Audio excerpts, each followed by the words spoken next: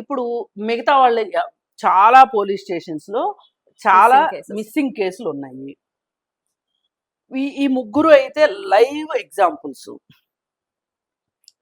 పైగా ఇందులో ఇద్దరు ఆ ధర్మస్థలికి సంబంధించిన కాలేజీలోనే చదివే పిల్లలు. పీయూసీ చదువుతున్న వాళ్ళు. ఇట్లా అంటే ఇది ఎలా ఉందంటే అందినట్టే అందుతుంది, చిక్కినట్టే చిక్కుతుంది, పాదరసంలాగా జారిపోతుంది. ఆ రోజు నుంచి ఈ రోజు వరకు. అవును. ఇప్పుడు 50 ఏళ్ల నుంచి జరుగుతున్న వికృత చేష్ట ఇది. ఆ రోజు నుంచి ఈ రోజుకి కూడా ఎవరికి ఒక అంతుపట్టని విషయం. ఇప్పుడు కొంతమంది ధైర్యంగా పోరాడితేనేమో వాళ్ళు చాలా పోగొట్టుకున్నారు. సరే పోని వదిలేద్దామని వదిలేస్తేనేమో అంతు పొంతు లేకోకుండా సాగుతుంది ఈ వ్యవహారం. ఈ పరిస్థితుల్లో బాగా గట్టిగా పోరాడింది సౌజన్యకి సంబంధించి ఫ్యామిలీ కాదు కానీ విశ్వ హిందూ పరిషత్ అతను పోరాటం చేశాడు. జస్టిస్ ఫర్ సౌజన్య అని చెప్పి దేశవ్యాప్తంగా దాని గురించి మాట్లాడుకున్నారు. ఒకప్పుడు మర్చిపోతాం మనం, మామూలుగా మనకున్న జబ్బే అది, మతిమరుపు. నిన్న జరిగింది వాళ్ళు గుర్తుపెట్టుకోము, ఎప్పుడో జరిగింది ఎందుకు గుర్తుపెట్టుకుంటాము. సరే అది అయిపోయిన తర్వాత ఇంకొక ఆమె ఆ కాలేజీకి వెళ్ళిన అమ్మాయి గురించి వాళ్ళ ఫాదరు చాలా ఫైట్ చేశాడు. వాళ్ళ ఫాదరు కమ్యూనిస్ట్ లీడర్ అక్కడ. అయితే ఆయన కమ్యూనిస్ట్ కాబట్టి ఇదంతా చేస్తున్నాడు, అతనికి భక్తి లేదు కాబట్టి కావాలని ఇదంతా చేస్తున్నాడు అని అతని మీద చాలా అవాకులు చవాకులు పేలారు. కానీ తీరా చూస్తే ఇంక వేరే కేసులు కూడా వచ్చినాయి. ఆయనకి కూడా చాలా ప్రజాబలం ఉండింది.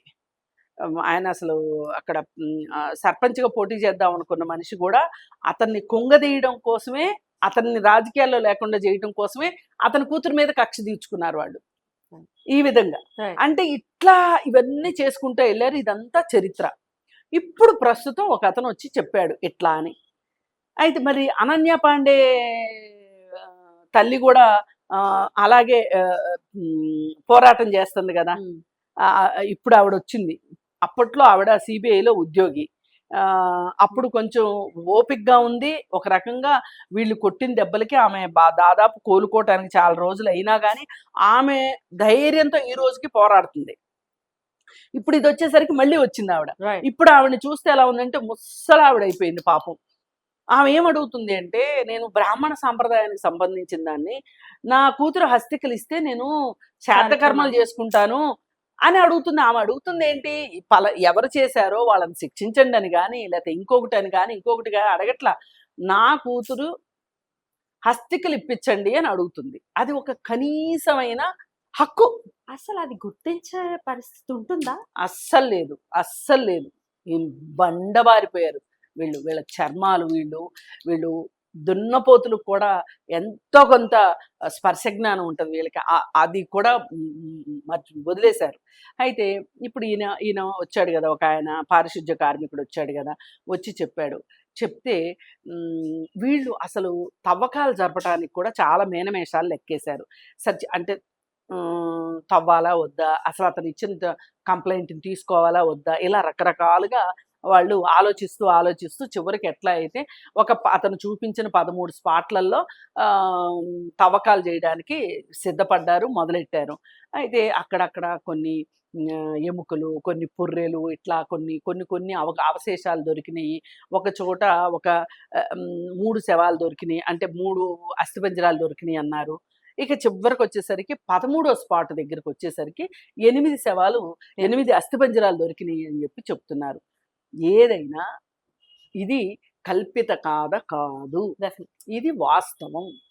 ఈ వాస్తవాన్ని చెయ్యగలిగే అవకాశం ఉన్న వాళ్ళు ఎవరు అనేది కర్ణాటకలో ఎవరిని అడిగినా చెప్తారు, ధర్మస్థలి మేనేజ్మెంటే అని చెప్తారు. ఆ ధర్మస్థలి మేనేజ్మెంట్ మీద ఈ రోజుకి కేసు ఎందుకు బుక్ కాలేదు? అన్ని పొలిటికల్ పార్టీలు వాళ్ళ వెనకే ఉన్నారు. ఈ రోజుకి నేషనల్ ఉమెన్ కమిషను ఈ రోజుకి మాట్లాడట్లా, అసలు నోరు విప్పట్లే. అసలు ఈ అంశం మీద ఇప్పటి వరకు మాట్లాడలే.